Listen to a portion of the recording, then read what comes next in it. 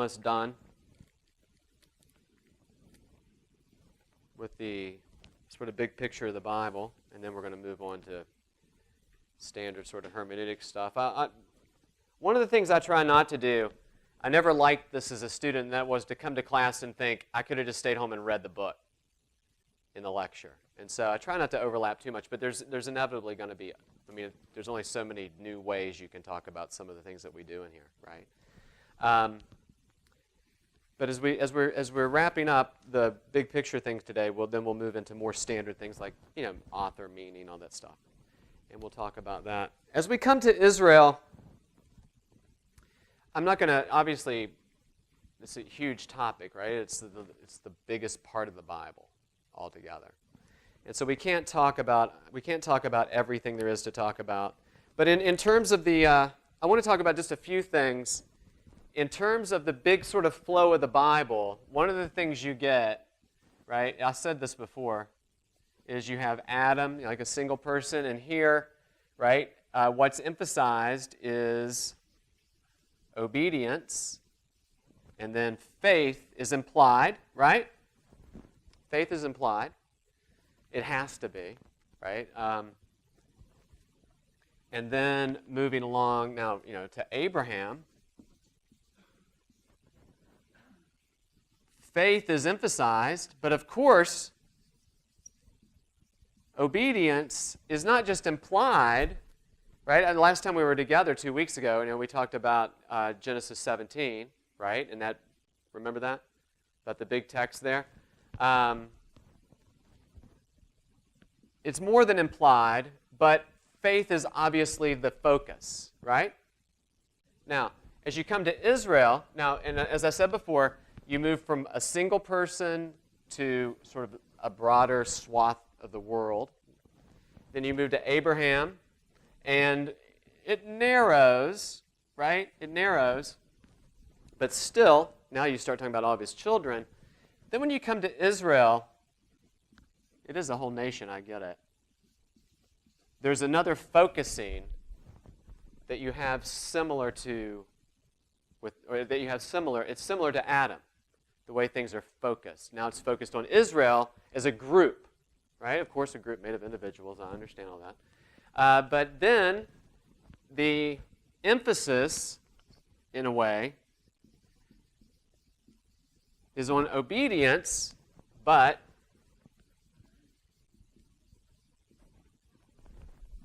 faith is obviously not just under the surface.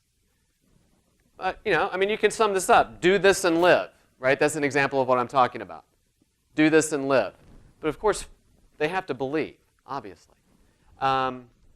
Abraham believed God. It was reckoned to him as righteousness. That doesn't mean that you can simultaneously believe God and then live like a pagan, right? You have to believe that God is who he says he is. And that's what Abraham does, right?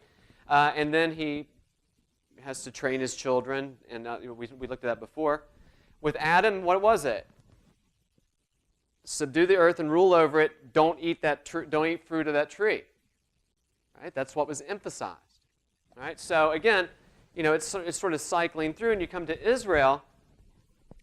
And Israel, the big issues, of course, right, are the big issue is the covenant, the Mosaic covenant.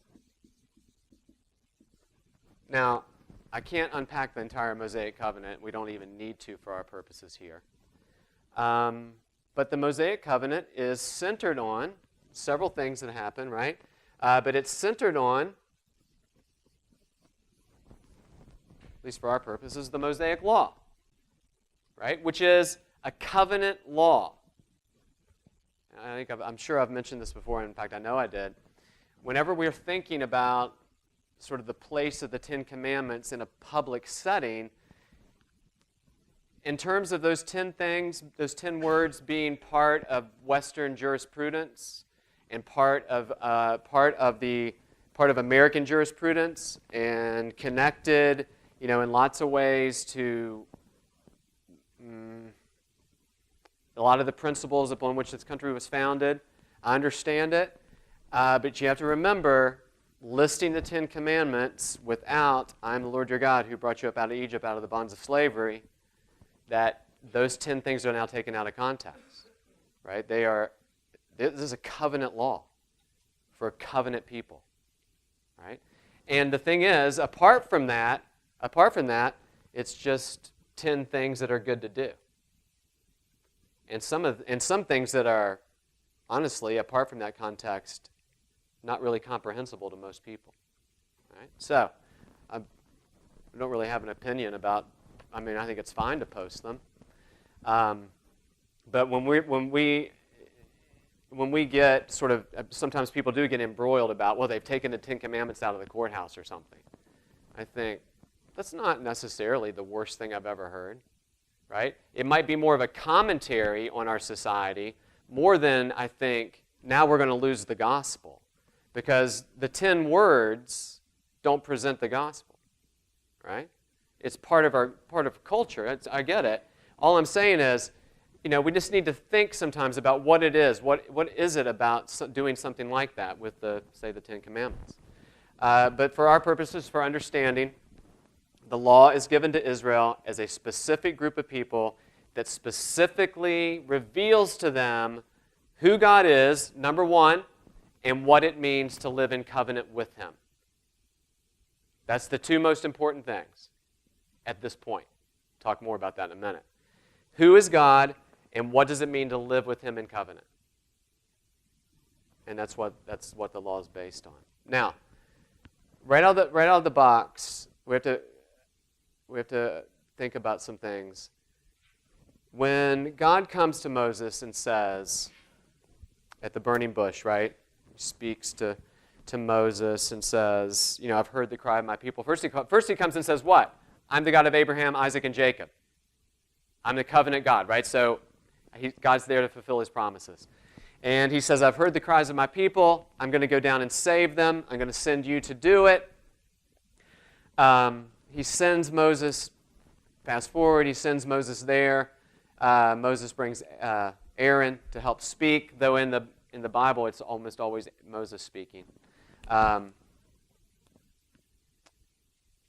of the things we have to come to grips with, though, is when the Mosaic Law is given, this is not the beginning of the story.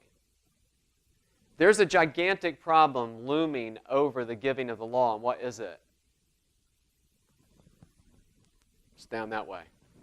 I'm pointing with my foot for some reason. What is it? Specifically, Adam, right? My marker's dying. Genesis 3 is the problem. Genesis 3, if you will, is in some ways a barrier.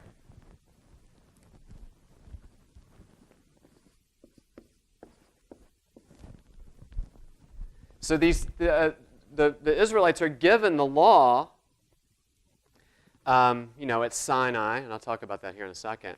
But they are given the law that says, do this and live, in a context where everybody is born under a curse, the curse being death. So it's do this and live in a larger context of you're under a curse of death. Right? And that's one of the things we have to keep in mind. It was given in that context. So anyway, we'll come back to it. So it's not the law per se that's the problem. The problem is what the law has to work with, and that is people who are fully in Adam, sharing the guilt of the consequences of Adam's sin.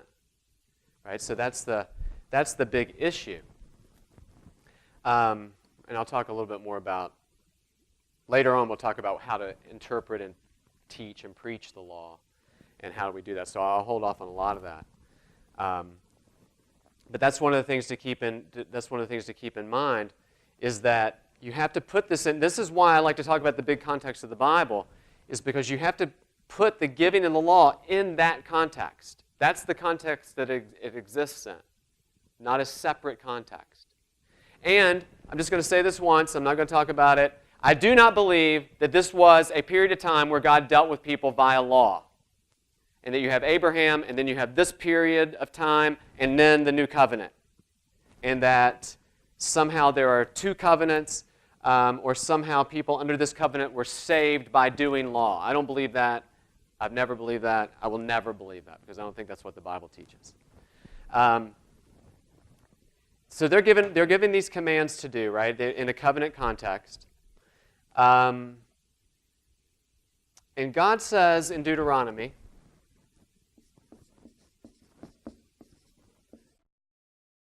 right, you have the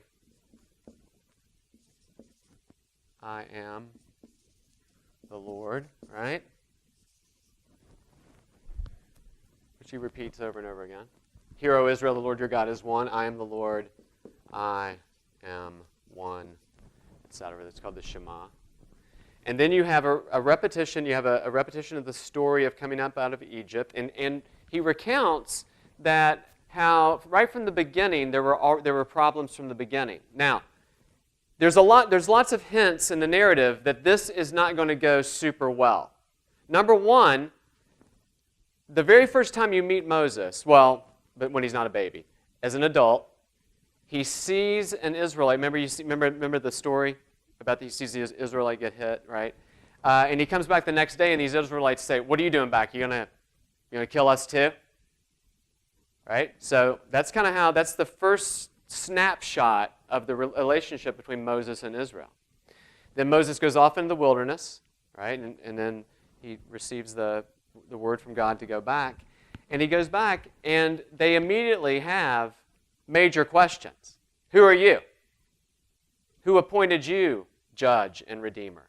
Right? Which is exactly what Stephen recounts this very thing. Stephen recounts in his sermon in Acts, Peter recounts those two things, and that is, you know what? You've been rejecting God from the beginning. And that's kind of how it starts. They immediately start questioning Moses' authority almost right from the very start. But if we don't think of it in terms of a story, we only think of 10 Commandments, but we don't think about the story of how they're given, sometimes we can either be surprised or maybe not even sort of know what's happening. They cross the Red Sea. Moses brings them they get to the Red Sea. I can be sympathetic, right? I've been a slave for generations, but now I'm getting ready to drown or worse, be trampled by chariots, or maybe somehow both at the same time. And I'm thinking, making bricks wasn't so bad. I totally can sympathize with that.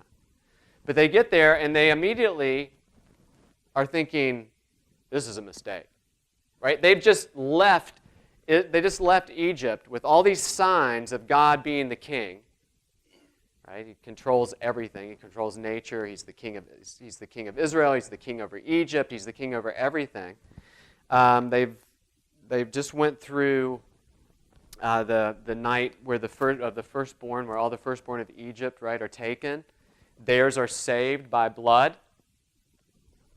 Then they basically plunder the riches of Egypt, and they leave, and they hit the Red Sea, and they look at the Red Sea.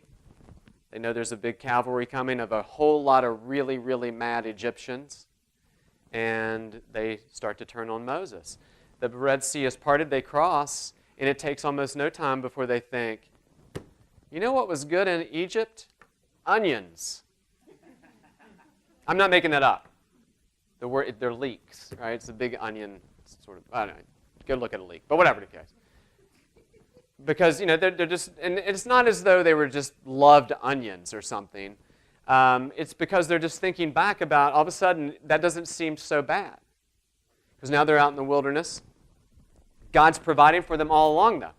God's providing manna for them, right? And every day's a test of whether or not you believe God is who he says he is and whether he'll do the things he'll say do, because he says, I'm going to give you enough for today, but you can't keep more because I'll give you more tomorrow.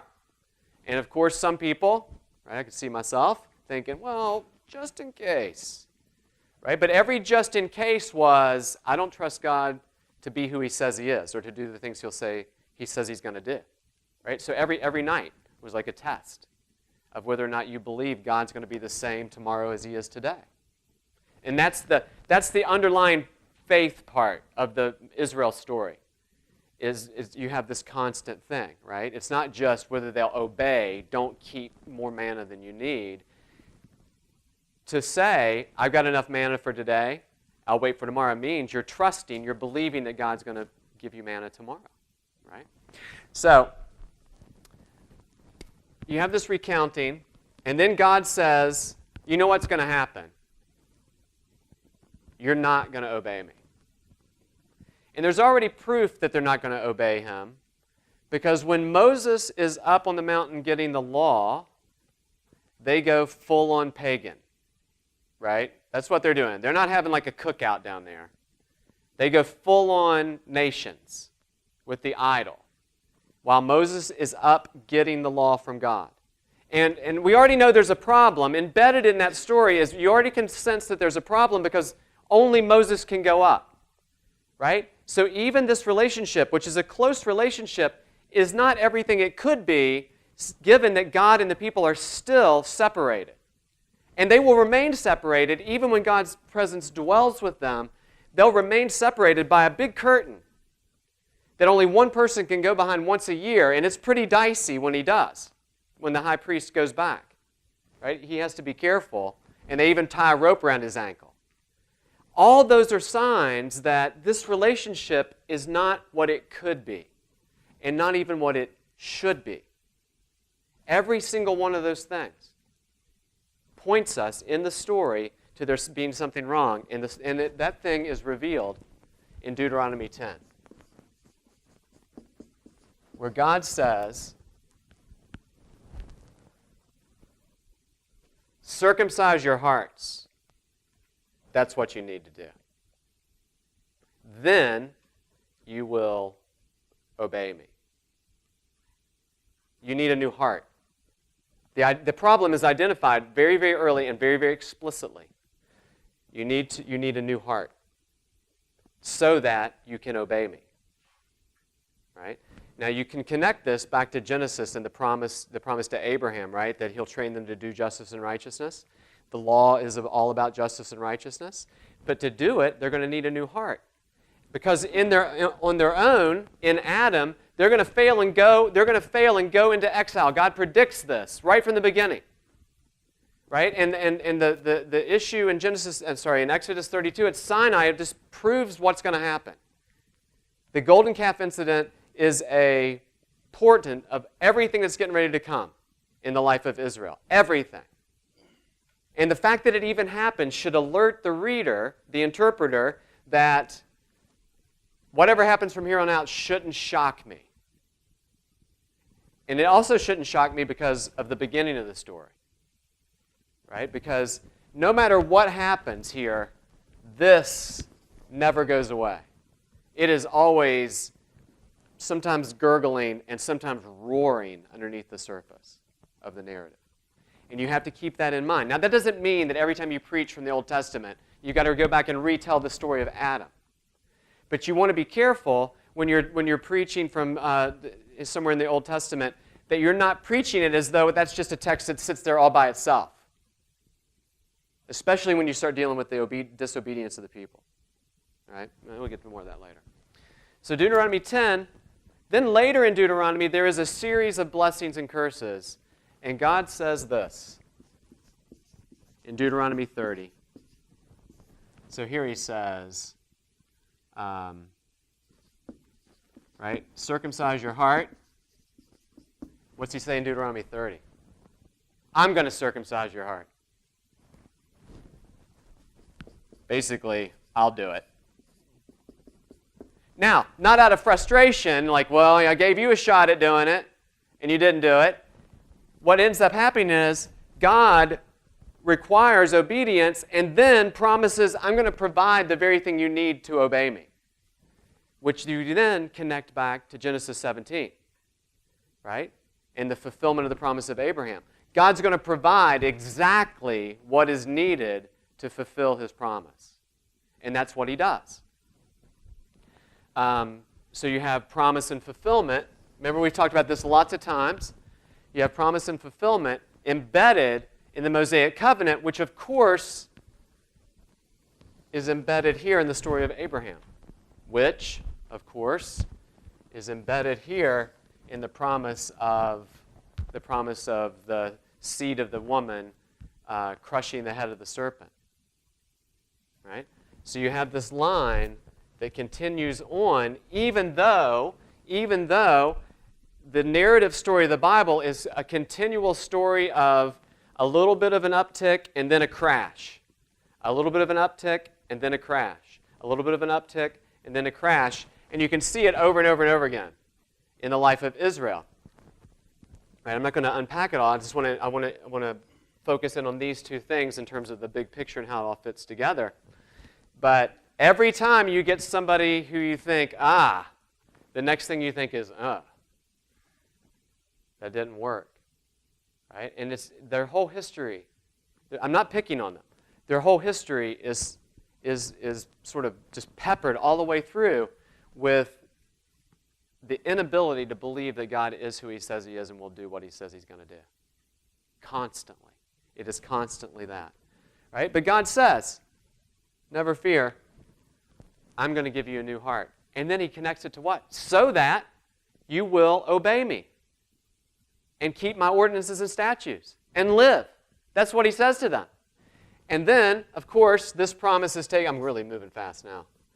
This promise is taken forward in Jeremiah. Anybody know the chapter? Jeremiah 31 and Ezekiel 36 of the promise of the Spirit. The Spirit is the new circumcised heart. That's what it is. And this is what God promises. And what do they say? Jeremiah says, I'm going to write my law on your heart. It doesn't mean that the Ten Commandments are like chiseled somehow on your heart. What is the law? The law is the thing that reveals God's righteousness and who He is and what it means to live in relationship to Him. Right? So you probably shouldn't imagine like all the Mosaic statutes are going to be like chiseled into your heart somehow with like I don't know how, whatever the case. God's going to just give a new heart by the Spirit. Same thing in Ezekiel, right? And in Ezekiel, God says, you have made my name a laughingstock among the nations, but I'm going to keep my promise, because that's what I do.